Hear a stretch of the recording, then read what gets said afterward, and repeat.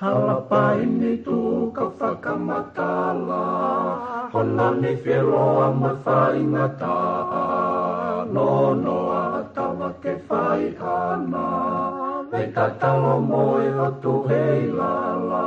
Halapaini tu ka whakamatala, honani whiroa ma whaingata, no noa tawa ke whai ana, me tatalo moe o tu hei lala. E wisai, rawakapo, amasi mohono fuloto.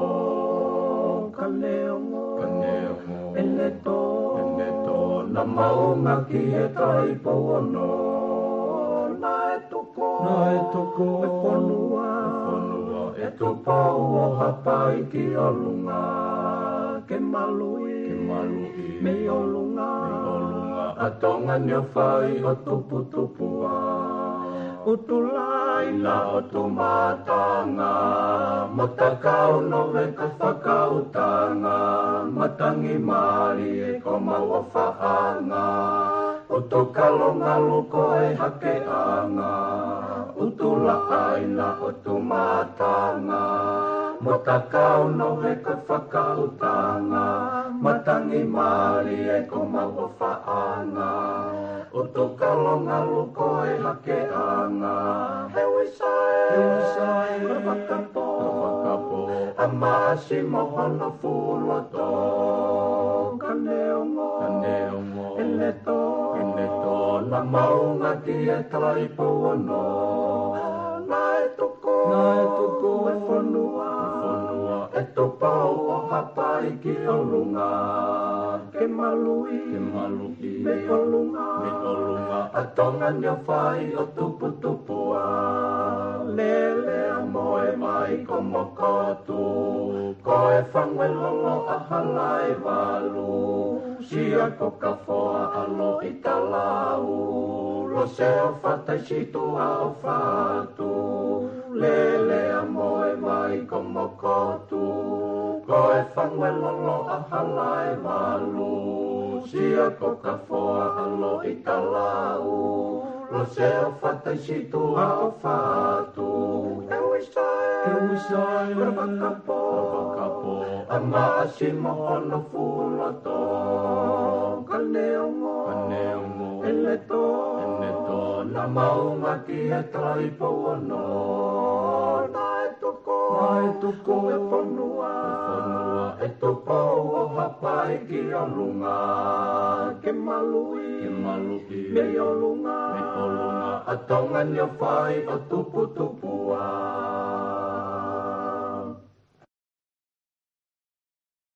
Ko kori ke hufa mo he talamalo whanua mga he tala whakatapu kotoa pe whakatapua me polo kalamani ka tai whanga maari e gweni ke whahoko toa mo polo kalama pata whanua whaoki he weekend malo mo e ngau e pe mi e pina pe ke ngahi ngau anga kotoa pe kulawa ke kau mai he polo kalamani ku atu e taitai le rei ke te kimotolo hono kotoa pe me whatawange kuongo le rei atu pe ai proklama ke te kimotolo he ata pe a mo le o tatau pe he tau pe si Facebooka pe he foki he tau pe si YouTube te ke lava mamata i tau proklama i he houani i he taim tatau pe ko fia ke taitai le rei e minista ana po Paulo a piven pikala ke ma whahoka te tau proklama i he fini piven malo tau mau e honi malo ngā lahi pe me tongana ko lo pe ku vave pe tai mi to pe ngahi wike ta pe ua to pe wike ua pe ta wa ureva ki he fili mo ngahi lau aho pe ta wa ureva ki he fili fale ale fa mo ko tu pe mahalo na ku o me osia te ngahi ngā ue ko to pe mo fa ho ko ka ku wakai ke he kai pe ke te osi ngā ue mai to ta ospenga ata hiva pa mo fili le wa ua noa ko mo fe ha ke pe ven fe ha ke ngā ue pe mi tongana. Iya, malo bisol. Malo mo fanga mali. O kole te be ki u fanga te be fata. Oi. Ko la u. Te amana ke osi a ho ele. To wa te ngai backlog nga we ko la o se ko a wa to be tanak be fo tanak be fo. Ke tau te kape ku kai ke tau o kai ke tau ri kina o tau mana klere be ko no Monique o ko plahi pe me ke fra ma po te o nge fili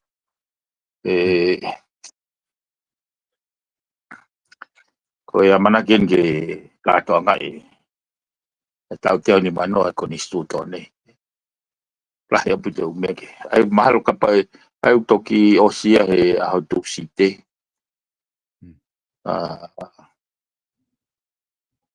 pe pe tok mau tai mi leo ke faha ngā ue ke te we fili mau inga te we fili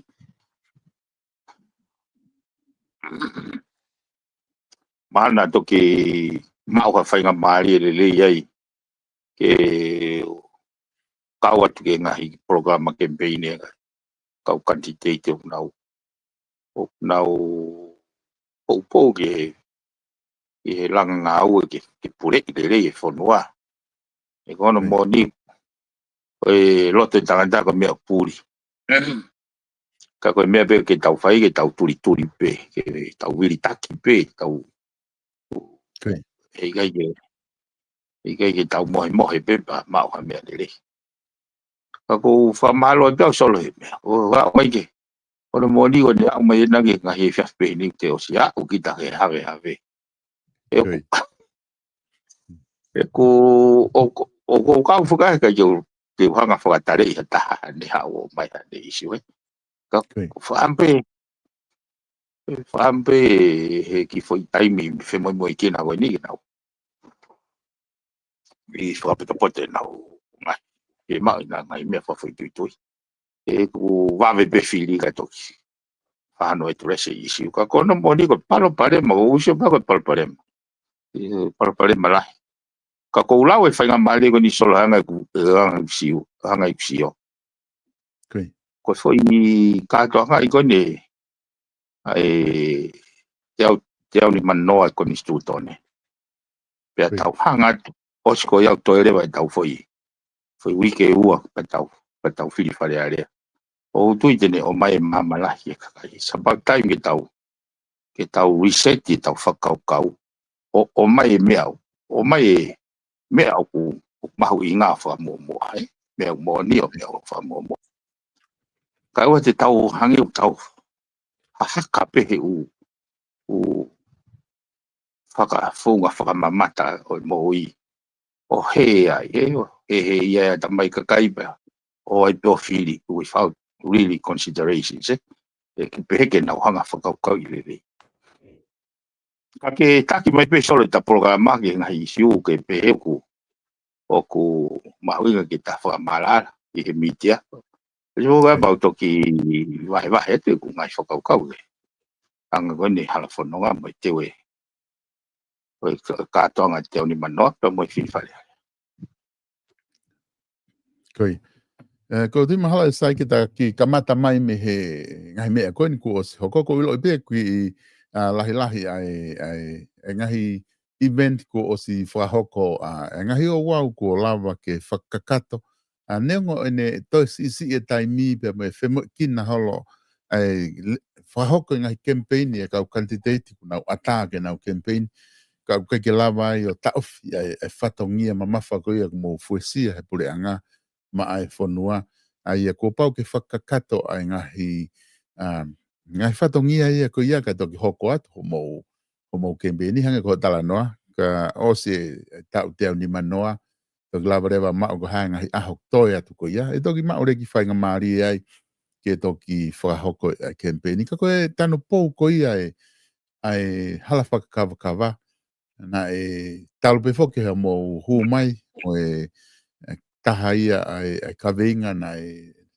whakaha he pare mia he taimi koe na whiri ai ke pare mia interest ai pureanga ke whakahoko ai project lahi koe ni pia ku lahi ngai whamatala ki ngahi tau na whai ai hano area i kanai ka koe ni ku lava na o mai ke he ofi koe ne whiri na ospehe pe ia he toko lahi ia ta he kai ke lava ai whamatala ai koe ni ki he hala whakawakawa ne ngona o skau pe ia i he pacheti koe na mo whahui sune ka koe sia whugeni pe ko lava o whai ha whelo toi ko mau e ngahi mea whakere kere ka i hene hoko koko no tanu pou koe taha ia o kātoanga whawhiawhia wakai ki ai pia lahi paku ma ngahi kātoanga ena tau whanonga mahe ngahi tau mahala ka tai mea ko ala loto ngā haere tu ia i muri pia ku loto ngā ngahi mea ia na mo ua ki ai ka i he tanu pou koe hala whakawakawa kulo i koe taha ne project o ku mokoi ki ai tui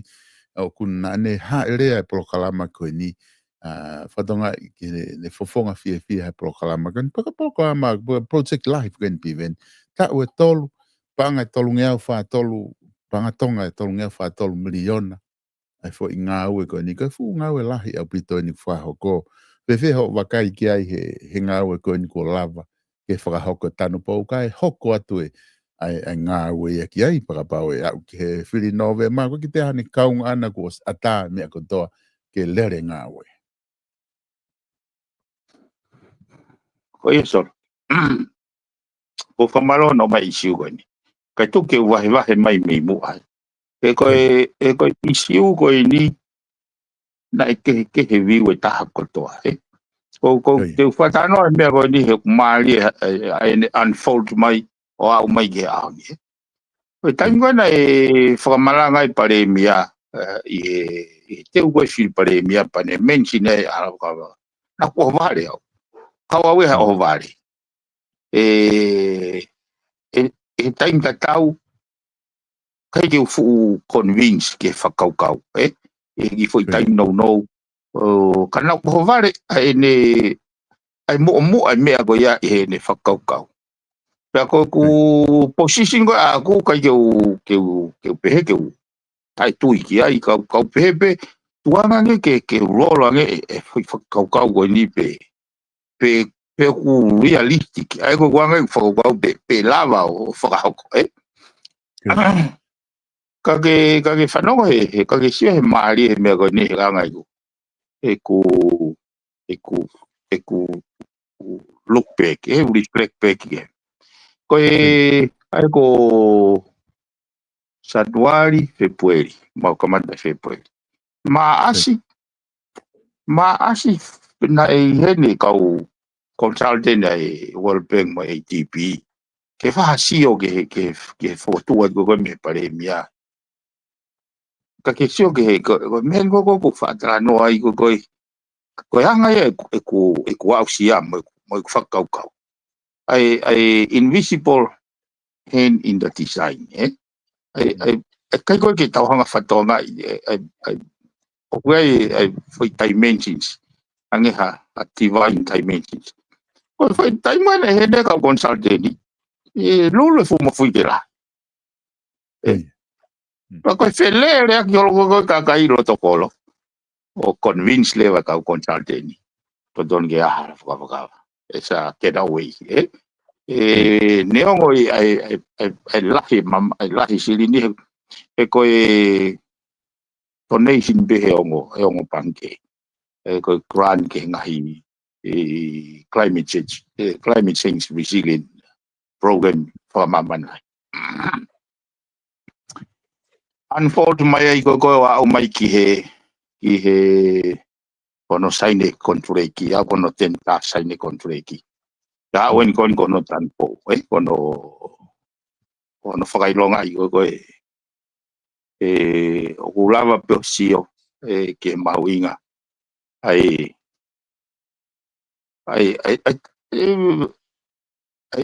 times o fe ma bege tau te ki whakaongongo o ke whakaongongo ke ngai fotutu o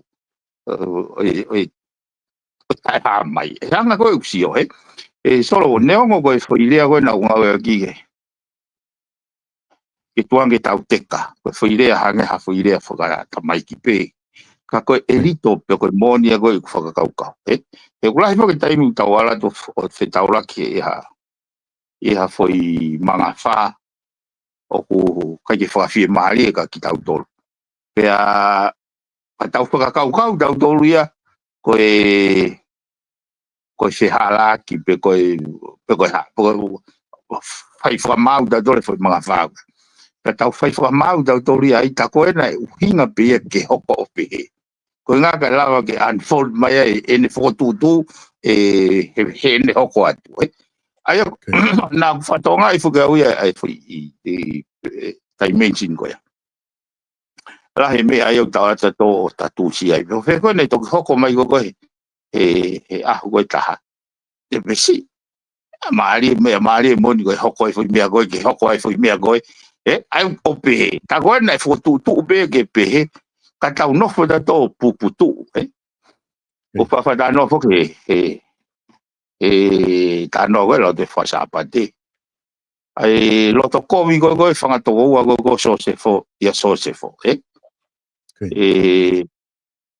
Panawanga na autoria o whinga ke eliminate ke tamte ipe o na wiku whako o whakatau ki ispite ka pau na ngata kuitala noa ko uhinga pehe pau na ngata kuitala noa ai mora hone ke osi ono tala noa loto COVID ai whangatoko so se fo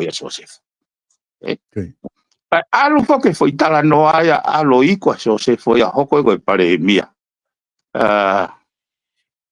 pe a to fu honge lahi ta ko fo tu be o tua ke alo tali mai me ai ke mo ia no fanto wa he foi ka uhinga pe ku faka kau ko ke tuange mo ke tau teka ke uneo ko ke tau fie mari ke situation a honi kai hanga he apong yo o reveal mai me pe ko to ton ke tau mai no ye ko si o ko hanga ko lau aku na ka yo fie mari ho ye pe te convince he foi malanga mando na to aspe foi me ga ene malanga ko tai na ko quantity pare mi ai kai ke na ye hatala no ya ma to hanga ko ta no foi ko hanga fo ke tala noa ko party ko grupo ko na tolu na fale ka ko na mo ni fo ko hanga ko glau ke tau si anga tai mensin ga ko foi foto tu to ta pe pare mia na ni o mai ke ne malanga candidate pare mia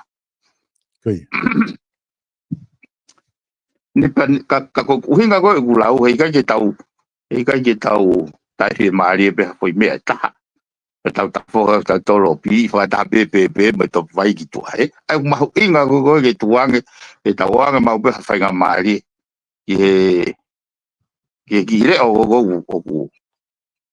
puria wana ki mai ui filosofia ko small voice ka ko ne hoko ko ni so ko mari ne xio hoko tan po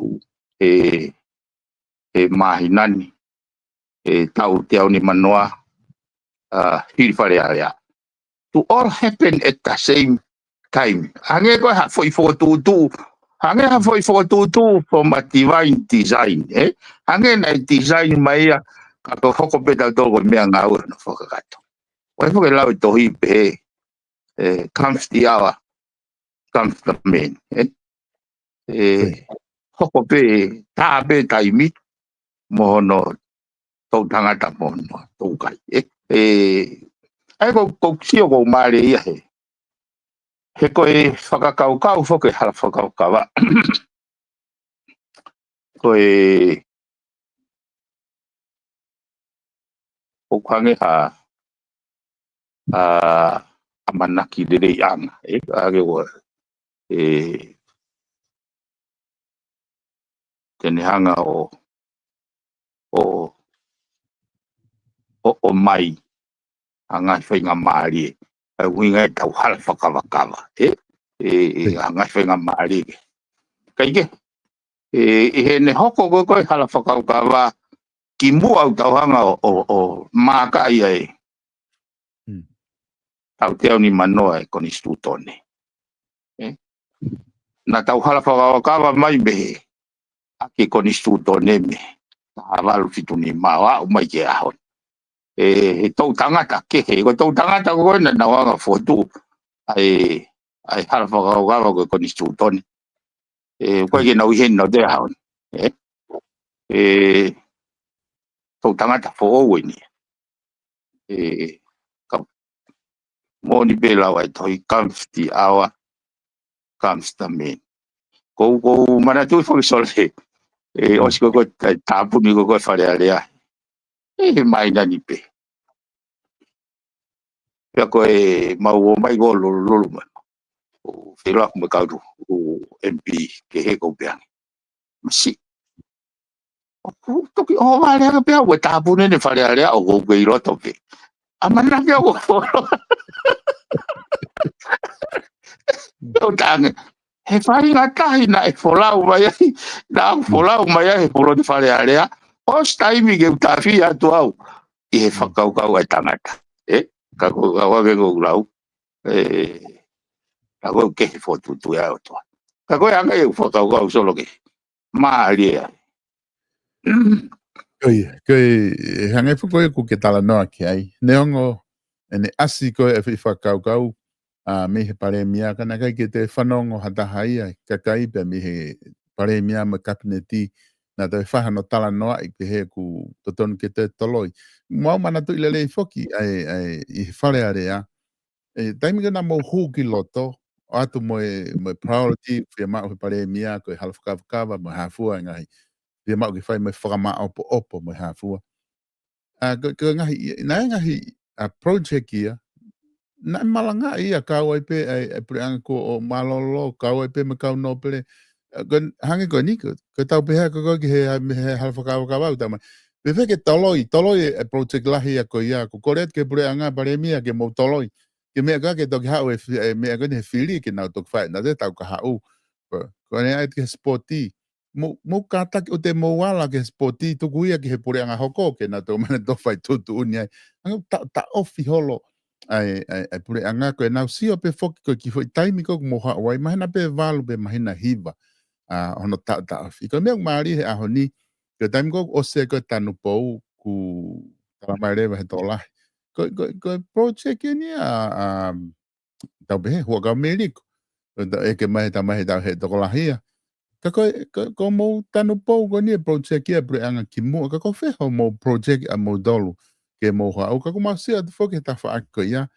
Ta ofi ke ute mo wala ke ai ko hinga ko project lalahi tuku ia ke preanga ko mo mahina valu pe mo do pe hiva.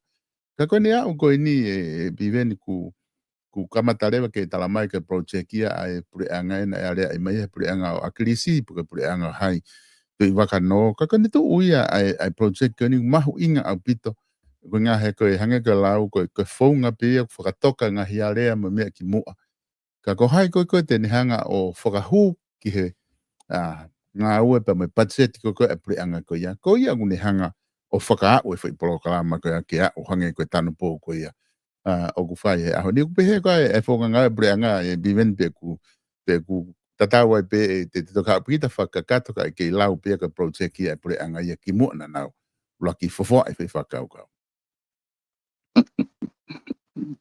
Wai foi dimension mari ia ho tu mai ko na. Ka he ka pau te tau pe he ko project e. Ko project e pure anga ko e. Pe ku uhinga o wai meu ne hanga holu i mai. Tau uhinga tau ko ai pare mai au tau whakau tau wha be tau to. Ai te tau reduce lewa tau toria ke tau poi whakau i peha mea ke hoto taimi mo hoto temi. Koe o kuai mahu inga e ke whakatoka ngai mea we. Hona moni o nei o koe whakatara noa koe me ATP koe project koe ni na kamataia he wanoa taha hiwa. Nā ku tangut whakataha kia moe. Kana e kau pena i tala noa i pea its concept. Ai koe wanoa taha hiwa koe wanoa wani main koe tau ia e ono. Tau ia e ono ki mua nei kamata no tala noa e. Ka wange foko e tawhata noa comes the hour comes the man. O hoko mai ia he taimi koe ni. Ka mahu inga kawe ne ngai mea ko suko i kei mahu inga foki ke tauhanga whakau i taulanga whonua. Ke wa te tau whakau whakatau whaa. Te wanga Filipi mai ke foi dimension koe ni he ne mama me kau. Hange koe ni. Ka pau nā te campaign he tau e whāgo osi. Pera ospe te campaign koe apa koe osi koe tau whāgo apa te toi haupe toi whai e fui. Mea ta tau. Teni o mahino lewa ka te au o kuikai ke te sio ki tai a pioni he tau e whā. O kuhingai te reset ke. Ai koe whakakau koe huinga te campaign pa te hū ki loto o ngā ue not for the next 4 year ka te ngā ue ai kahau. Pe ngata e te ngā whawhare area he tau e taha, pe ngata he tau e ua, pe ngata he tau e whā.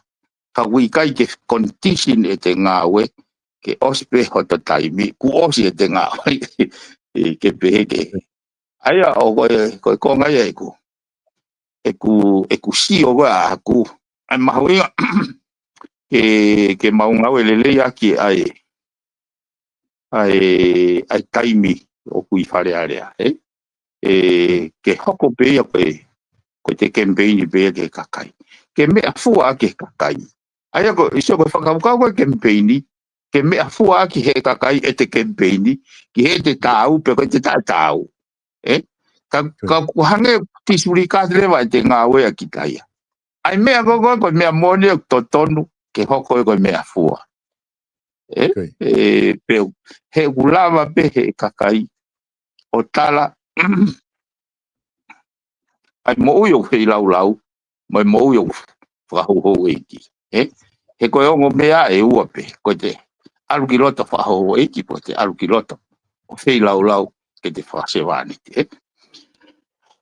ka kuhange o kuhange hafu i stendete ua tapo stendete koe ngā ue u kehe koe kempeni u kehe ka koe kusio au kia solo ta tau pe koe te ngā ue koe te kempeni pe koe te kempeni ai te ngā ue koe mea koe ke te toke hao wari foi piksa kehe he time kempeni pa te alu ki lo topa koe foi piksa kehe ia au moni lewa e launga koe kausio whaiwa koe wai koe angol ko tuwa koe ulo lai la mo ma fa pipi ke fa garate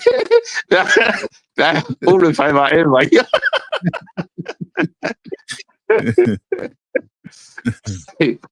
ai ko sio o kai ke sio au ia ke fa ngata ko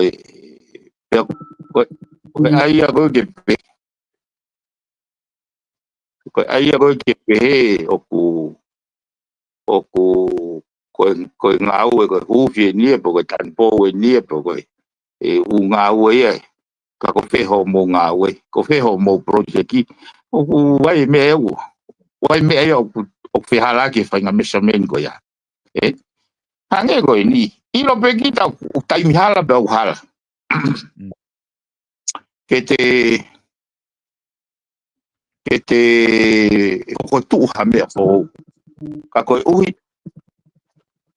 ko taimi. Ke pehene anga tala noa. Ko taimi na la ngai fa ai hal fa ka ko e. Ko taimi na la ngai university ko e. E ko taimi ka we me fu hala ia. O to ke tawa o to ke taimi ko pa tau pe mai. Masi au ngalahi moni ko hal fa ka ke ka kai fonua. Au ngalahi moni ko ke. Ka pa we o sa ke hoku la ya ke palpare ma. Amaro tala ko taimi ke tawa de botaba ke e pe whakakau ia tamake. Solo ke o ku ke onga pepe ku ene to i tatang meni telefoni. O ku ke onga mai pe. Okay, sai. Koi. Ku mahina pita whakakau koe ni. Ko manata pe whoki he ko ki afesi hi whope ki he tō wholofola. Ka ngahi mea whukeni o ku talanoa ki ai neongo ko ki mahina ni hiwa ai ngā ue pule anga. Ka ko ngā whoko ki whakaahoware whokia ke matare kakai ai hauga tō wholofola ko ngā ue lahi kua lava i he ki taimi no. E ki taimi si. E ki mahina hiwa. Toi pe ke tuu mahi tō wholofola he ki mahina hiwa.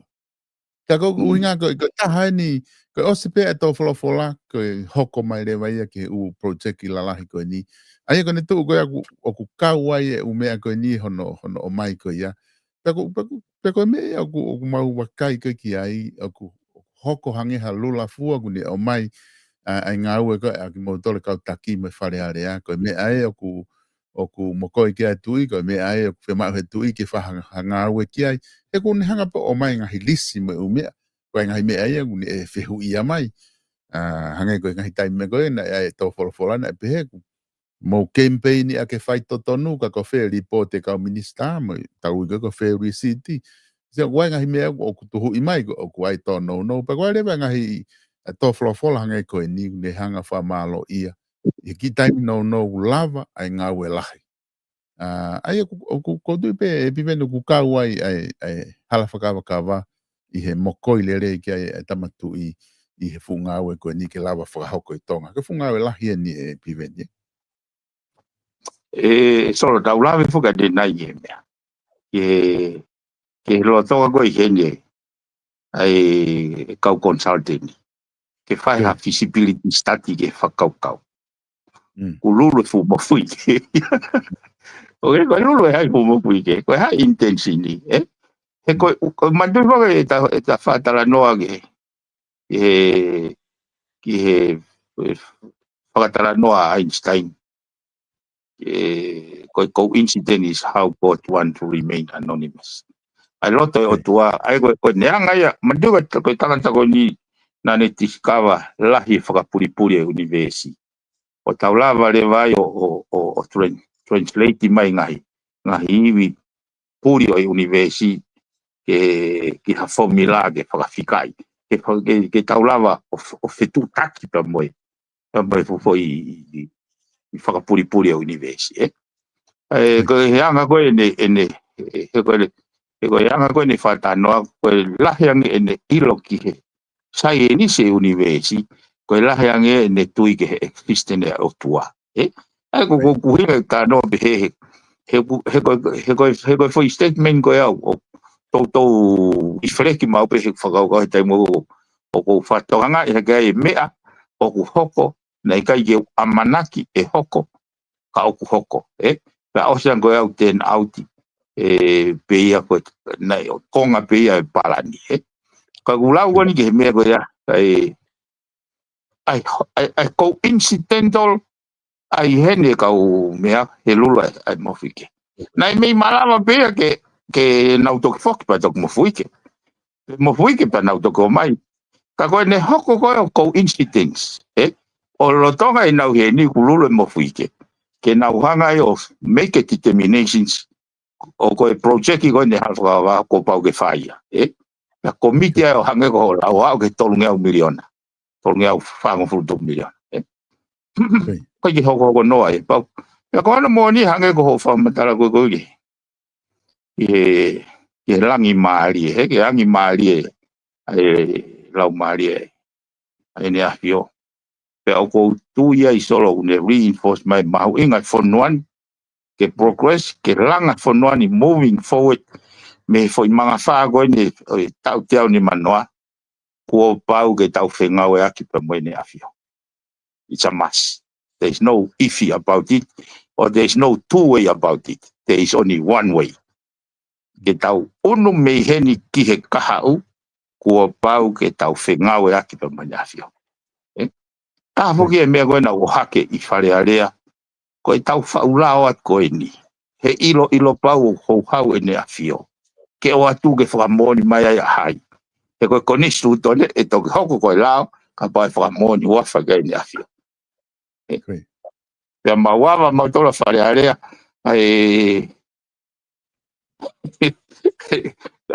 ka maka hawe a tia I niua e ne tai whiesi o mai ke pureanga aho ka ike kono moni ke sio ke mea koni lahi u mea ko amanaki pe lahi o tatai me osi kone mea koe whakama popo mai koe mea na o haki wharearea whekau aki pea mono whakafua kawai ai ongo minista na dege whakanofo hene afio koe isiu whakakonistu utonen pea kukai ke utui e lava whanuane o unu ki mua ai whahanga au ke mea koni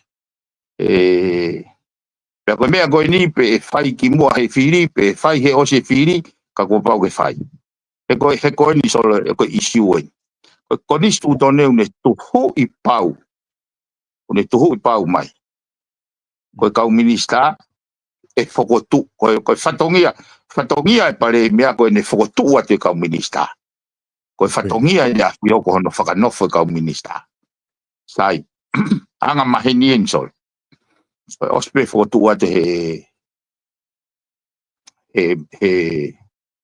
he pare mea o kuhanga lewa he ne a whio o mai e tohi whakanofo tohi whakanofo koe a whampau moni wafa mai ai ne a whio o whakanofo koe ai koe foi whakotuu mo whakanofo koe ongo foi exercise ke hei e ua pia koe ne tu whakalosika o kua pau ke na whakatou hoko ka ke toki hoko koe minista ai ngawa koe foi rea koe pea pe koe foi whakapara koe end pe koe foi operator ai pau ke hoko foi mea koe pea hoko mo foi mea koe o koe ke pehea ke hoko koe taha pea naua ke hoko te hoko koe minista ke te hoko koe minista o pau ke raki e mooni loa whatou tru loa ongo foi I operator koe sai koe poini e ni solo o tu he pare mea kai ke whanofo e tui hangarewa he pare mea e whakawai naua I kabinet pea tohi mai lewa ke he se aku o si hanga whatato ko ni o whatoka ngai o tari ai o kai koe o kuai koe mau cabinet manual o hanga he manual koe au clarify mai ai ngahi whatongia koe tui alone ai fotu bai His Majesty alone pea wai ngahi whatongia o fotu mai ai he manual His Majesty in Privy Council kiri au pitoi hano mai goia tau e whakanofo ia mono terminate oha minista koe whatongia pia ai koe whatongia ia ai tui alone ko hinga whatanoa gai mahu inga ke hanga e whonuan ka pau nau ofa he nau whanau mau luta no nofo merino e whonuan I makatunga foundations o kulalanga I he ngai moni o Kristiani ua pau ke tau find a way ke tau whengawe aki moene afio I he ose tau te au ni manoa koe ni moving forward and who knows for however long. Ka koe whekau ea o hio he fo.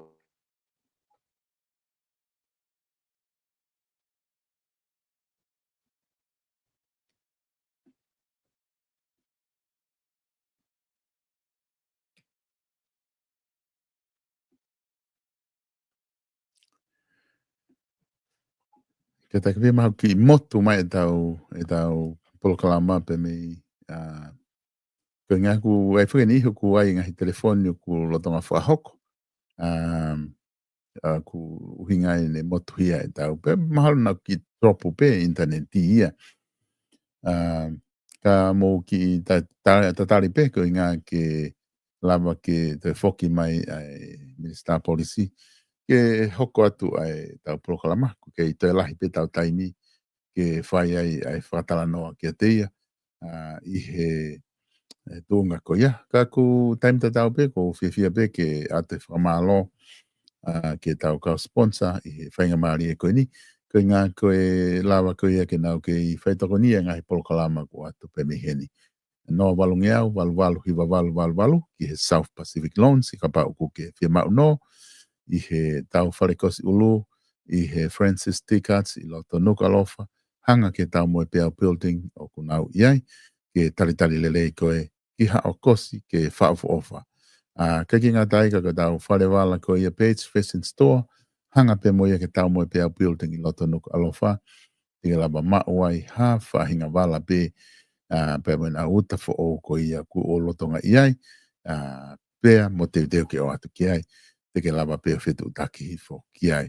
Aia koe, ka ki ngā taika ka tau maka ko ia i Brisbane Tesi, o kui ko Akape Royal Headstone, teke lava peo whetu utaki, e whika telefoni koe nā, pau ke Asteria, tene lava o tokoni atu ki a te koe ke teuteu, ai ngahi toka anga ho o whaanga, ke whaafu o whapihena. Aia koe tuunga ia ku iai hitai nimi, ka teke ke moui mai, ai teke ke moui ko ia. Piveni kuonga atu? Ko ia. Koi. Kene i telefoni mai ia motu ai telefoni. Koi. Ka sai pe koe ni ku lava pe o hoko le mai pe ke lava ke hoko atu ai whakaukau. Ai a whoki koe tu ui he tainimi. Ai ngata whoko whamatala i he tatala noa koe ia ki he tūnga koe ia ku tau whanau mai ka pau me apa ta hoko atu ki he o koe e ki konga hene taha o ku te aha o tāna ki whaos ki he konga koe ni tatala noa ki he tatala noa hala whakawape te ta hoko atu. Io, o hoko tau ai. Koe. Sai peha ko ngai kapa e toki whoki mai pete tato e lawa pia o whoki mai ai ha toki come up. Ko taha isi u ko loto ki hanga mo o atu whainga maari e koe ni. O ku ai ha na e whehu ia ai sea ko ia o e sea malolo koe poate uhila. Ko unga ni ki he koktala noa ni i hono tropu koe pricing. Matina whaalahi whukana tala mahi ni i ku ai e haka na tau. Na mo os whamatala pe o koe ki aha mea e ke to o e ka hiki e mo e ngai mea pehe. Hono tuhi whako e mahu inga uhila pe a whakawhia fia whake ke kakai. Na wakai ki hono whehu ia koe ngā koe na e tonu ke oua e tuku hifo e uhila ia. Ka pau o mate e uhila ia pe kai ki afotia e potunga e uhila hangahi mi sini mau pe sayanga pe ke te whoki peta uhila toki olunga. Ka pau palo palema pehe tuunga kuku ai uhila. Pe na e whehu ia whako na e hae, koe hae tau mua, na e tuku hifo ai uhila, ka taha ia e whehu mahuinga o ku loto ke u eke atu ka koe, koe whehu ia na e ohake. Ka pau hoko ke matemate ta uhila, ko hae uhinga na e tuku hifo ai uhila. Ki la lo hono mahuinga. Koe whamatala whake na ohake, koe na e lava whai ai ngā ua lelei koe ni ke tuku hifo uhila, ke kauma uhila. Ko ngahe na oange e koe minister pa mo pure anga ai palani ngā ue ke ngā ue ki ai poate pe lava lewa ke ngā ue kotoa taha kotoa pe ki ai o lava tuku hifo ai ki lalo ka ke te tāna ke silini. Ka koe whehui ku lava ke atu ka koe koe ngā koe hai uhinga E ngā koe ki fo ke lawa o mai uhinga, ma ko koe bete ke lawa o mai uhinga, ko ha uhinga na tuku hifo ai, ai e totongi koe uhila, ka pau hoko ia ke mate e tau misini. Na koe tuku hifo pe ia koe ngā ke reke ose tau campaigni koe ni e whiwharea rea pa mo te tuku hake tau uhila. E koe ku tare ai misini uhila ia e piven. Age go ku lagi hu bai go ki o fa eh. Okay. Kia mai ka inga pe a ka inga ia te ho to fo ai mo ki lori maka mana ki lori pe o fulu ke ki tanu ia ke na wala toka ko o tan na toka covid ni pe o se tau fili ma kai ni fa ko talu e dia toka covid mai na ko be ta ko na ko fu toka covid folo aga po mai po toki ka fu matala fu ka na tol ka pau te tau react without a plan e tau tanu i be a honi hawe ua pompo a lia ba tau se ni ti pa tau tangu ta te ba mo foi toi nga se ni kaya hano aonga pe wane impeketa kaya ko pale ba uila ko dai ko tok pale ko fu pale ba fu lo ka wange ka ko ilo na fanongo he fa fe u go a fa fonga to ta piva i fa moto ne po na ku le to ki ai o mautu mo ta ma go i tua ko ke ma u ya eu alo ge me ke ya ta ke ilo u ya ko na intention ke na o e ka ko na fa mai na ku yai ke hanga tari ka tu ele ko hanga tari le ya pe e ko no moni ma hen le pe ka ka yo amana ki pe ka na intentions na alo fega ke fa fi ya yo lo e candidate he me o si o unnecessary ka ta no me ko ni he tene hanga o te ai foi ata mahino ko na ku hu mai ku la nga vai ki association e ka handicraft e ko na la nga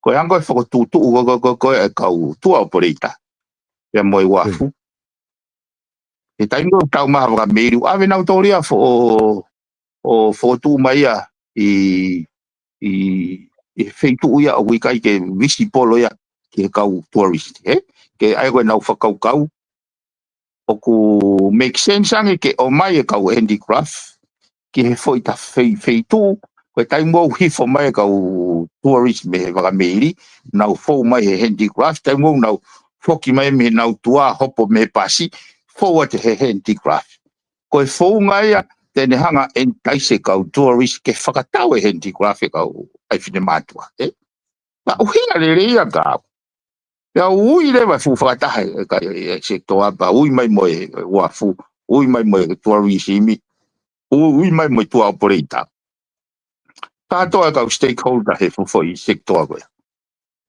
ya eke ko ha uhinga ko ke whakahoko ai a foi whakakau le o whakatu mai he ka handicraft ya ko tali ko me he poate ko konga ia e nau security measure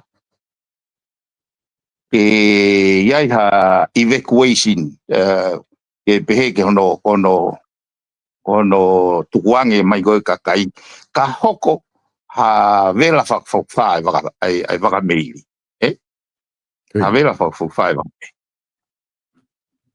au whanau be uhinga le be moia ka pago ngā ke nau mateu ke ua e taimgo ku lere mai kau pasi se ke hau ke pasi o tanguta te kau handicraft ia hoko le vai ko palparemba ke evacuate go go e pea pe atu Tau kone hongo fulu o sigo e waka meire fia nei o sivela. Tamai na do te ka waka meire. Ko bea, tau kone ni manoa ko nei o si, o siaha waka meire ku wela. Tamai na ke kebe ka waka meire. Ko bea da, we are homo created for you risk, because for you threat. And for e ano.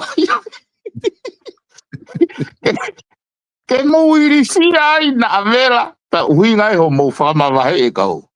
Hira koe au kai te koe tau ni mano te ke. Ai koe possibility ke hoko for risk o ya.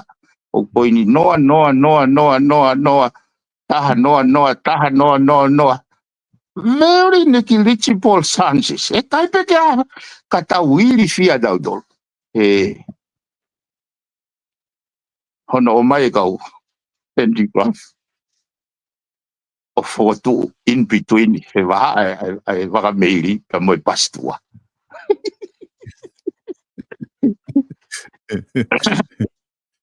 Bona whanonga na e tala noa e. Ai quantitative ki he insurance. Ai nau go ai uhila. Panga e 2.2 million. Ai premium. Totong whata. Ai tau e koe kia kremia. Ai tau e koe ua mano pe. Ai tau koe tolu noa. Tolu mano. Ai ki foi tau e tahana e koe kau ngau e nei. Tui pe koe vela pe koe haa.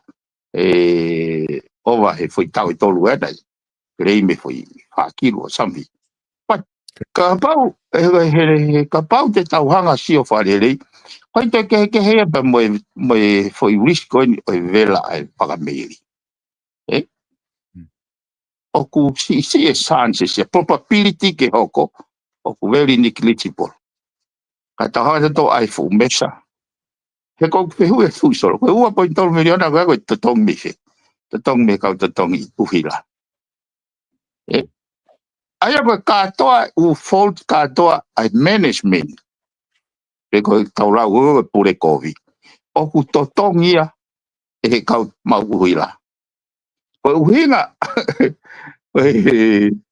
Koe uhinga ai tau pay extra. O mafasia e kakai. Koe ngai fo i risk. Pea mo ngai fai tutu uni i hala koe ni. Kau kai whake nau fua nau tole u fai tutu uni koe a fua he kakai totong uhila. Aia koe hae huinga o kuhora e uhila. Koe foi equation ni pe koe foi formula sol.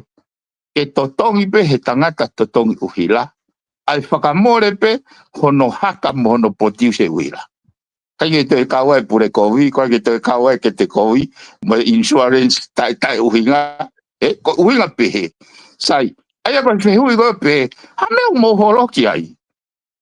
He koe pe, hame koe o mo hanga whakamaa, ai mawhasia ai kakai, me he pure kovi.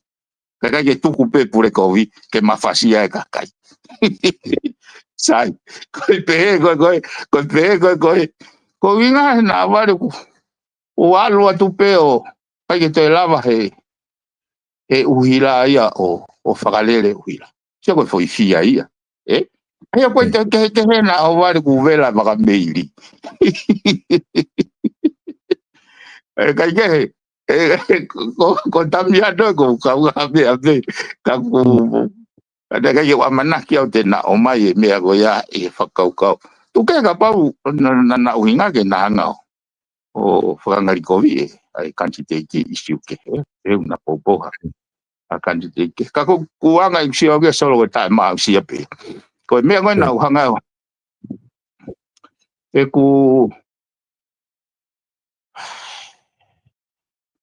ku lahe palpare mai. Te wat whakadago ni solo. Sio ke ngahi mea koe ni. Koe langa koe ka pau ke ilo e headquarter koe uhila matatoa. Koe langa koe ana e pa-estimate ke wha 4.8 million. Ela tai nei hufi ai. Te mo whakaukape mo tō rei hae uhinga mawhasia noa ia e kakai te tong tūru uhila. Nei hufi a uofia ta haua million. Koe anga ko mamani. ka pau te na hanga estimate ha fale fata tau ki ha mape o ku ngau e ki pe ai margin of error ko plus minus 5 or 10%. Aya ko na estimate ka hala na estimate ka ba hala mama be ha ki piste ni ma piste on full. Ka ki over o mama fa mana hala be ha ki piste ni piste on full. Oi ngau e mama ni he ko ngai teknologi mo civilization. Solo ko ne hala ko me fa miliona ta miliona ko haya. Ai ku fu ena toton be ke pe ni miliona ni kilo. Oi. Be kia Yo ya. Ka kono hinga foko ya ko korapu. Sai ta no he ta mention ko ni sol. Ha me fra ta i ke ngofua ke hoko. O fua mai ka iso ko ocean ko ya o no le vai ai pate uhilai. So wai no ya tol ngoful tupu. Miliona. Ko la uhila te na hanga pe invest ha mea te co-related ki no reduce pe kono attack I cost. Kana no o invest I ha mea have no relevancy. Ke ne hanga o mai foi tau mo aola ua gon ko na fotu ugo ke pote fo. Uloaki ke reliable. Ua ke affordable. Reliable he uhinga o ku kai ke fluctuated o velai u misi. Ko mea ko tefto I ngā ue ia. Pea ko mea koe nau ti mania business plan kene attack I vigorously ai fo I dimension ke whakapapau I koe palane o nau fotutu kene achieve tene accomplish ai fo I dimension pe koe ua koe. Ke reliable mawanga wila. Pea affordable. Koe mea koe so e taimo koe o ku fehu I ai u mea koe. Kamata lewa ke asi mai ai palo parema. Asi mai u palo parema. Iai o ngō kautaha. Ngahi kautaha. O mai mo na renewable energy projects. Ihe independent power producer. Rotonga no te uhila pe mo u renewable energy project ko os whakakatu. Yet, te ke lava he uhila ia o account, o lava o account ke u eke ato pehe atu. Koe winte paingoni na e mai e siaina. O nai toku hufiet pehe ngai mahina koe ngosi. Koe winte paingo ia. Koe hae lahi ene contribution ke mauanga uhila. Koe hae lahi ene contribution ke ne save lolo. Ke ne save lolo. Ke ne lava, ke tau lava o strategically. O lava o palani I lelei. Koe hae lewa ngā ue o fie mau ke toe whai. Ke au ke hafo I taimi.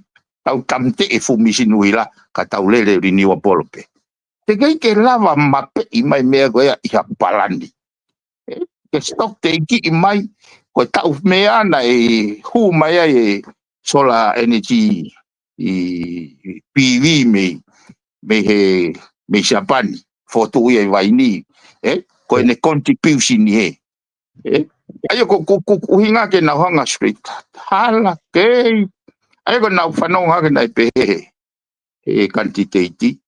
O ku contribute ai renewable energy ia ki he mamawhai uhila. He ku reliable uhila. Ka koe ume hukia ume hukia so o ko lau tāpua kia he mau o mai gono e foi waha taim goni. Pehe koe ne a fio na ako ha taimi pēni ke whaia e whakamā o popo. Misi, Oi foi rea, oi foi tofolo moni. E ko sio o wa o be e ku intervene he ngahi poate. He launga mai kakai ta whakoe. Kala mai he ngahi poate au o kunau independent na. Pea iri fia rewa kau minista aia he rea ki he kau poate. Ko inga na nau aluna toke papliki o nau atakovi. Sai pe mamahi kakai ka nau atalere pe na tol. Ki au ya sayang ke nau ke nau lau mai na tol ke mau tol. Kai o he ko mo e pita ko tai mo hai kakai o lau nga mai ka mau tol. He kau aki mo tai fi mari ke fa o fatongia public enterprise ko a big fa o fatongia ground law a ke fa o fatongia ka fa mau. Ane nai solo nau. He weekend ipe. Ha o lau nga mai ka au. Peo o neongo e kuongo i oku kai ke to ton ke mau interfere. He u mea koe ni. Kana e lahi a pe ku mafasia ke walo whakahoko ai mea o ko haa ke kakai. Ko alge koe ke he attention ya re. O aki umoia. Feo hau aki pe mo mea o ku uhinga lelei ai uhinga launga ko ki he ne kau ngau. Ko ane nai na ia ki tangata ki na whetu tak mai kau nei. Aloa te ki malai wa puna wai restraining o tai. Te taofia. Pai gene pane seni pautang seni mai restraining o tau soifo e hingoa fo amau. Neongo solo koe angai key markings in a separation of power. Kau fo amau kau minister ke me kau whare area. Ana kumawa o tola ke alo tala noa ke wha amau. Ke uhinga makatuunga. Pe uhinga lelei. Pe koe pursuant o justice, kono administer ni justice, ke ta ofie, ko soifo ke tiki tena huinga honu ta ofi, koe pehe tokua koe lau kovi. Pea uneti mane uafe. Ko tange, oku hoko ai foi i restraining order ia koe ni. Tene in kea ea kos o toe lahi ange ea he uafe. Ka koe palopare ma, kono toki tiriwa pei malai. Kai ikai ke oange ki mua, ke oange ha taimi, he hange ea koko puriti, ai isu ia koe ni koe kautila drugs, koe kau kriminolo, na nau alu. Si naku, tai fie maari au vito ka naku, so ka ku poini kone, ko huinga hau ke mea koe ya, ai mahu inga fatongia kau minista. Ke nau provide the oversight, koe uhi koe lelei ai kakai, koe uhi koe totonu ai kakai. Kai o e whakafahu pe, ai kau mau mawhai, o saini pe he mea tai whakakau koe hae mafasia, koe lao foke ke innocent until you are proven guilty. Koe foi mea koe na nau whai he restraining order, o ko ui e au koe tautea te gei whai ka hopoia. Kako koe ngā koe whai ngā operation kakapau nei kai ke umau e whai ngā loto lahi. Ke alu pe neongo ai mahino oku ke. Kau hangai po koe ku lau koe aku he. He u isiu koe hango isiu koe he police commissioner. Koe mea pe ua hanga he lao polisi o whakangata minister. He ne interfere he whatongia police commissioner. Ko hane whai tutuni o kai whakalao. Urakia. Ua, ko hane whai tutuni ke o whakatotolo i hata. Ke peske politicize. Ko foi mea pe ua. Kako hono whakalere mea koe ministry. Koe taliui ke kakai, taliui ke whalearea. O wharea ia he ku whataha koni siutone. Koe ne afio o kupure ke he whonua.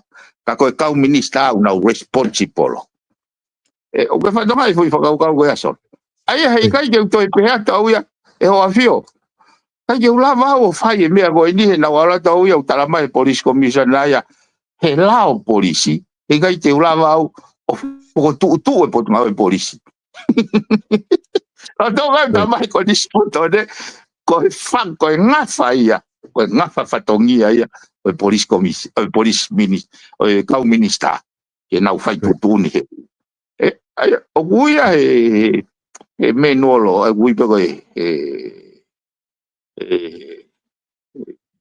his majesty cabinet manual o guia he menolo go ia ko knuckles the pines ai ko cabinet ko na ko ia une hai for governance paine for governance ai fu industry pe fu institution o ngai o pureanga at the end e whakahoko pe he ngahi posisini o na ngai whatongia ai hiku whanga tuka doa pe ki he kabineti a ene a fio e ni hanga ki awe solo mahina o pita te au ka interfere ha minister ki ha me au unlawful alaia ta o te watu whakawa koe ni e function koe oversight o kero ka pau na e kai ke intervene na fio he pure anga koe ni o tupunga i diriu koe ni oe ilo puka hakau i mine wa e tuk whakai ke ka me mea e whonua Mahina pito ai whakamatala koe ko ke whahoko o ku vai petaha kune hanga o mai whakaukau ko ia pe kai ke lava ia ke ua kau taha uhila ke whili kakai kau taha mama ka ko manatu iha ke au ia na motu foke ta talanoa i he telefoni na ke lotonga talanoa foke ke ongo minister ko ia na e mahino na kai ke whakanofo na o hene a fioka ko ngā i hele ko ti ko manatu iha ke e piveni na maa polokalama mo e tokon pare mia na nehanga o talamai ka te au na ave foke ke komiti a whare area ai whakau ke nau wakai pe o kuai ha KCI ke whahawakai ke ai pena na os oange ai mea o kuai totonu ke whai judicial review ki he issue ko ia pe tōki mahino rewa mea he koe koha mea kovi hono ave he aki u whake whaha e taha na e o whala o pe he kupini mataha tolu mahal po ke fia ka aku ka une pehe na e tutu une komiti ko ia una nau i whare areana nau ngau e ki ai ke o kuia ai me ai tonu ke wakai ke whai hano wakai whawha mauang pe toki whai e tutu ni pe ko ha me e hoko ki ai e piven ko do moni na ia e solo ko e CPC review ia ko formality pe kau na os mau ina to koni sutone ko issue ia ko very clear ia ka he kono moni solo na uongo ia pito he mahino ka tau ko nau ignorance ko hanga e nau whauhinga e koni sutone nai hala o tupunga e nau attitude behavior ne afio solo ko au kai ke ko au o talo polo kalama ko ia nau no fai au ke pure ilele na mandu na ta o si fatala no da o te ta lui he hala lo toko without knowing ko ha me koko ko mai no aku e kuno foko tangu tu ko si o tu ko tamagoe na ha o kore mai ke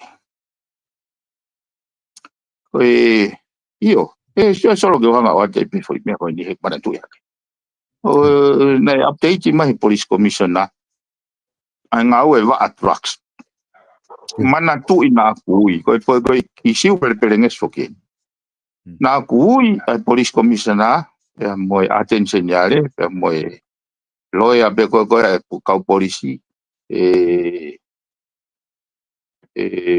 pilkatia pe mo Prince Kalauni Minister of Defense na kui ke mau fata he mahino mai ka o ko keisi go na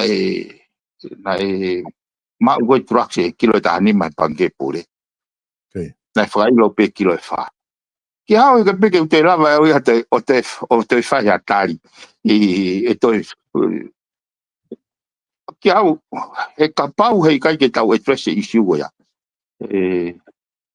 aku tonua ke ele tu si mai ai me vaka ka tau te gina tolu ita ko poini upekeni ua pau ke whakamakatuunga o se taimia pana wanga o ange whihui ko ini Argentina lepe police commissioner yo ya kabineti o kuna whakaongongo kia o kuhinga e kai mau ilo mau tole kabineti aho ngai fai tutuni ko pe ha o ke poini o ku kore ai tala kia metafake pureanga ke ai o sila e tutuni sila i ko no hinga no sila i ke o te lava ta si o ke pe to ilo historia ko hopo pe o si sila i hono la hopo go a tuila ke pa he trucks ai go i ki moa mo hopo ko ni o sila i o ko te ko mantu ko ka ko u rekoti ka to pe u hopo o ku te mao i kita he lai peri ko i USB te mao i kita he website ko e whai e Crown Law. O ngō fo i hopo ua go ai o sila. Pako kuanga ko e whaka eke. Peo te aha kabineti. O whai tūtūni mai a ki ana utolu. O kai ai ke mau ilo e mau tōra e u whai tūtūni koe. Koe uhinga u pehensoi. Ke whakahoko ki hene a fio. O kui ai e kabineti taha. He te nau tuku aki i mau tolu. He ko mau tolu kulau koe ku whātaha. Ku whātaha.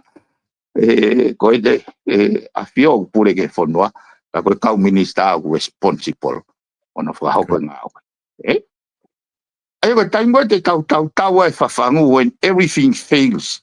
Te mō tau e kau minista.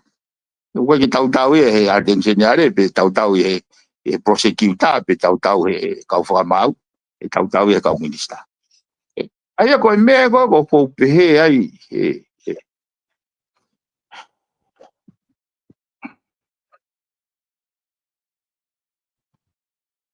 koe palapalema ko ni ka. Kange kon ko whatano ko kia. Ka pau e tuku noa. Halanga ke mowewe. O ko uhinga e neongo asi e taimeta. O ko overstep. O ko tai whakapapa o. Ka ukai ke pehe. Ukai ko lau mare. Ke kakai ko nau ilo iau. Mo wheo mo au koe patamanga pehe. Ka uhinga e whai pehe sol.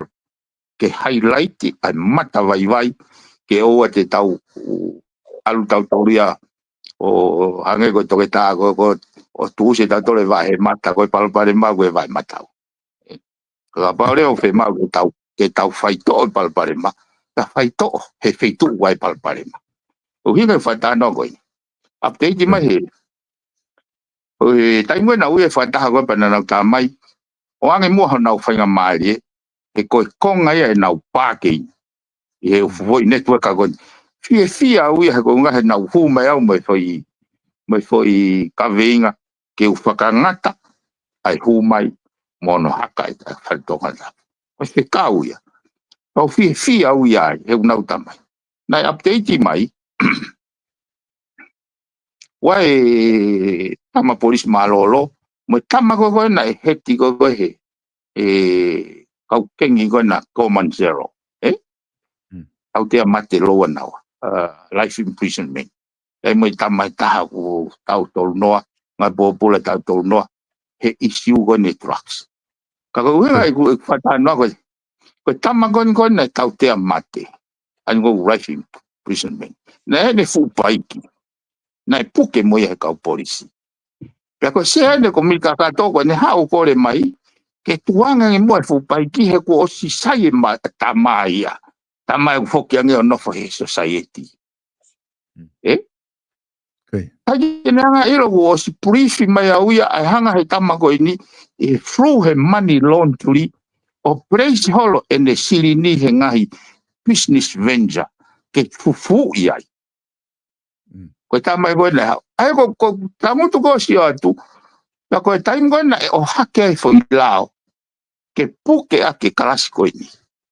Ai money laundry. O ia pe ni au tu o fai mano whawhetaki.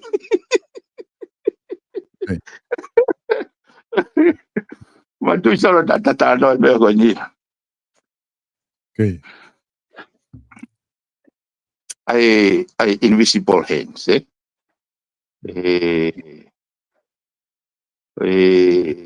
foi dimension ko ya. O toi maria nge tau hala fononga toi. O hinga I fuata no me ko ne mau inga ke whaka maa popo fonua. Okay. Na fuata hapa mo anti-corruption CEO anti-corruption commissions ya mo na chief investigator ne. Ai fema u ko ke tokonia empowering na to mo na wa. Ke whakahoko le reo na whatongia. Kono moni solo o kai ko hanga we whaingo fuani.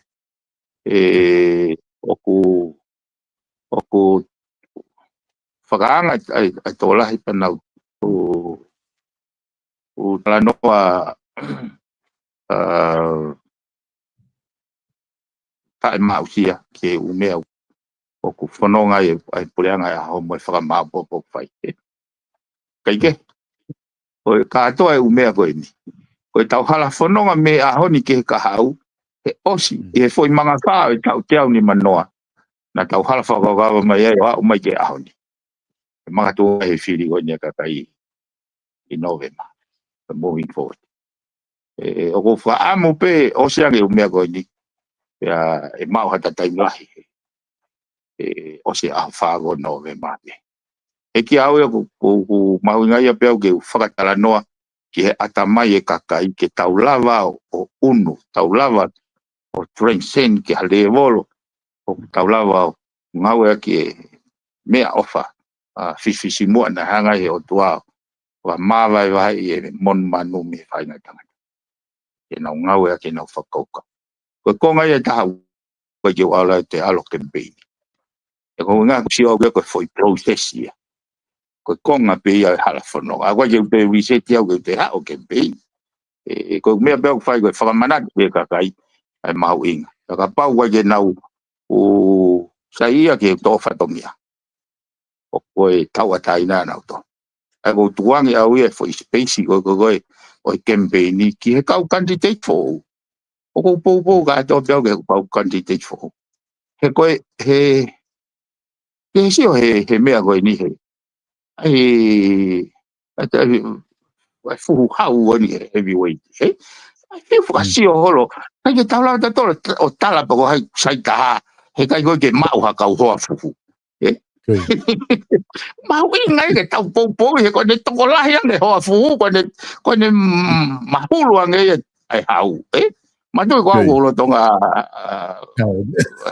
ko tonga pu ke le ta.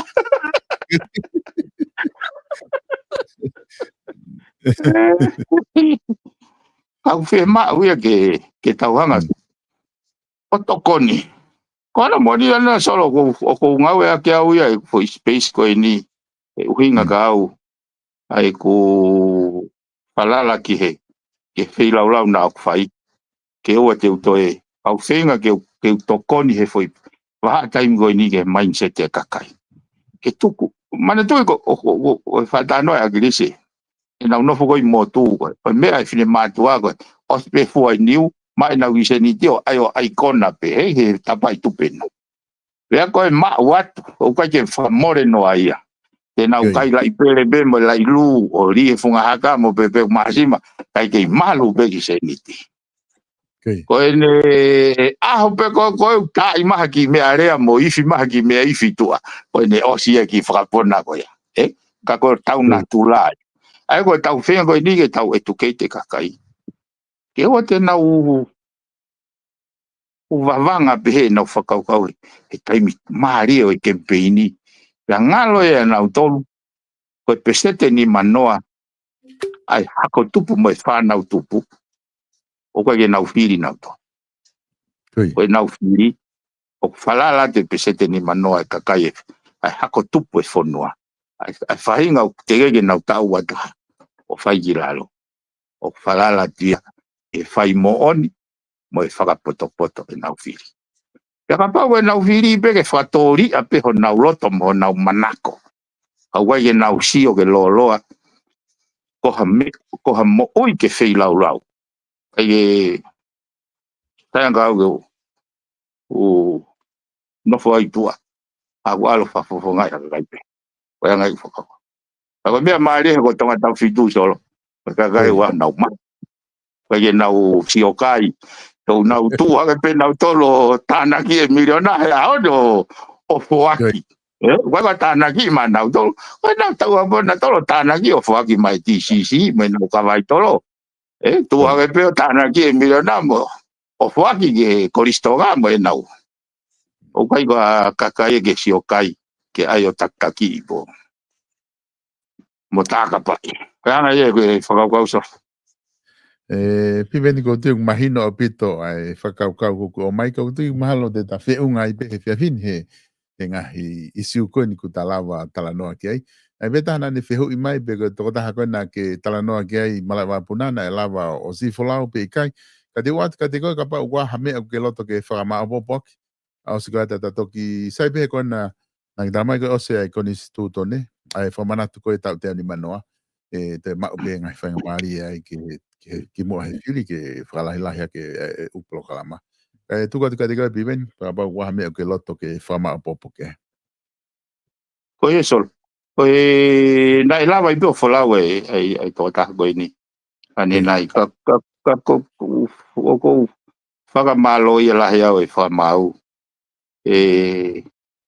ka ko hanga e gulau maari e sol ke ua te ke tangutu i mawhai ka ke whai tutun pe ai ngau e ke rational thinking he ko nau ia o tuai ko te hanga pe o tinai e fo nau go ia te whakikiki pe ki tai he te waso e malawa pe ke pe mai he wha mau ia i saboris o was whai au tutuni malawa pe ia kana reason e wha mau o whakamalawa ke ai processi ke tuange tanta i ki ke wholau kai ke ko no mo ni o ko I'm a strong believer me alpha ko nau fa tua o rational thinking ta ko me ko ke manawa si ai au ke o au pe ke anti corruption ko attention yare ko ka fa mau ka po ate una pe una independent o ye ya we neongo ai pe una independent everybody is accountable o pau ke tau taliu ki fe tau taliu ki fale ale tau taliu ki kakai tau taliu ki nafia ne porque taliu i go ya pau ke tau hanga o pau ke tau ngau ke rational thinking ka yeso wanda go ki folo ai programa ka usai go ne ospe ko ka tonga te ni manoa o tu te ta ki me lava me del fra ho be ke fili to ki foi wiki ua Koi. Mahalo pito piven, whamalo atu he lava koe ta proklama koe whatwhano fōu he whiawhin. Tala manu atu ai peke ngahi whatongia ku to'o pe mo e teu koe tau whiri. O whatu piven ta toki sio he wikahau. Papa sol maro Koi. Whamalo atu e kainga i he lava koe ke mo kau mai he tau proklama whatwhano fōu ki weekend. Ta tau pe si koe Facebook ama tau YouTube. Mo tolu koni mo lava i lotoni o si o live ai, mi mei toko himangi au koni i heo ngō pēsi. Pa malo la hea tika mo tolu ho mo lava ke mo kaumo ki maua i he prokalama ko ia o e ahoni, ne ngō ku iyo, ko e tau hoa taha me konga ni ku lava mau he taimi ko ia o e minista. Ko tu tau whawhewhia peka ne ngō lahe ngā ue kau kei e lava peo mau e ai whainga maari e pa me taimi o e eki minista ke lava o whakatala noa ki ai tau ke ngai isiu ke he peko lava o whaha no whatara noa ki ai. Ko ilo peko lahi apita ho mo ngahi whehui, e ngahi isiu ke he pe, ko ke ofi mahi isiu koni whai ke tala noa. Ka ku sai behe kona na ka mahi minista ko osi pe koe ai tau konistituto ne, te ma meme whenga lewa ke hape lahi taha te malava o whahoko ko ia. Ki mua ko ia i he tau proklama whiriwhare area. Ko Whamalo lahi atu ki te mōtolo ko tā bē ai kau sponsor, ko tui ka taha ia mea o ku ne kei toko ni e tau ngahi polokalama ke lava o kei hoko atu. O ku ata bē ki whakalahi tau ngahi polokalama ki mōtolo ku mō loto ke mō tokoni mai ki tau ngahi polokalama koe e whakalahi ki ai, koe ki wilo i whakaupe e koe polokalama e fia. Ti ben bē me ne ata mo e taimi tene kolo ai ke whai polokalama, toki ui atu pē na kua hani iho ku ke loto ke tokoni ki ai, ki he ngahi polokalama koe a, pa ke toki whetu taki mai pē i ha o whainga maari e. Koe kautaha koe South Pacific Loans, ai kautaha koe i aguna o toka ngai e ngahi mea whaka finance i Nusilani o kalani Nusila, lawa ke tokoni ke te koe i ha o whainga fie mau, ku o lawi tau e nau whai e tokoni koe ni, kai ke ngata i ko lawi tau bea nau tokoni ku whai ke Vipon Media, ke kei whahoko atu e tau ngahi polokalama. Noa walu ngeau, walu, hiva walu, ka pau ke fie lea, ke te ki nau tolu ke nau tokoni atu, te ke lava pe orea. Ke hataha pe o koe tau whanau tonga he ofisi i he whika uoa Kevin Dish Drive i loto manukau. Pakapau ke loto ke lea ke whai whikau ke stalik tupo. No walu ngeau, walu, hiva walu, rangi ke au ke whia lea ka stareki, pe te nau hanga koneki ko i kiai. Ko tau whareko ulu ko ia au kutuu i Nusilani, ai Francis Tickets i loto orewa he whikot toa sila koe nā, te ke lava pe o lava hefu ki ai ke taholo, anitoni tene lava tokoni koe pe mo e kaungau e kunau iai i ha whainga taimi te ke fia mao ai. Ko tau waa ko ia i loto nuku alofa hanga ki he tau mo e pia building Francis Tickets o kunau popo ki tau ngai polokalama i he kau hono sponsor ko ia te ke lava awhi fo ki ai kosi ho ulu ai lava ki tokoni ia ke tau ngai polokalama ko toa pe whahoko atu pe me hen. Whakatau haawala me he page facing store i he hanga pe ke tau mo e pia building tawhaki o Francis Tickets te lava whatau ho wala me ai whamalo atu kia te ki mo tolu ko toa bea ko mo lava ke whare kosi pe ko whare koloa wala o whatau pe ke lava whahaka te ki nau tolu ko e ka follow a ko e o e whatwhanua fo pe ko hanga taha pe ngai polokalama ko ate Vipon Media whamalo la het ke te ki mo tolu ho mo wafe mo ke ngau e aki e tau ongo whare koloa wala pe mo e whare kosi ulu ko e ka taha maka ko ia i Atesi, i Brisbane, o ke tu mo lau, ke lava fitu taki ai, tene lava o whai e ngau e koni maau i loto Australia. Ko tui tene lape o whai ngau e tatau ka tingi mo doli tonga ka uke loto ke sila i behei. E mala e ko i ha o whanga lava le rei ko ki ha mea whainga taa. Ka ki fitu taki whika telefoni ko ena o ko ase atu. Ko ngata ia tau polokalama ki ahoni, mo i whamalo atu ka tingi mo doli ko toa be ku mo lava. O tokoni mai ngahi tawha ake ke he mo kau mai polokalama ka mo pauria tau toki whelongo aki i he taimi ka hoko mai.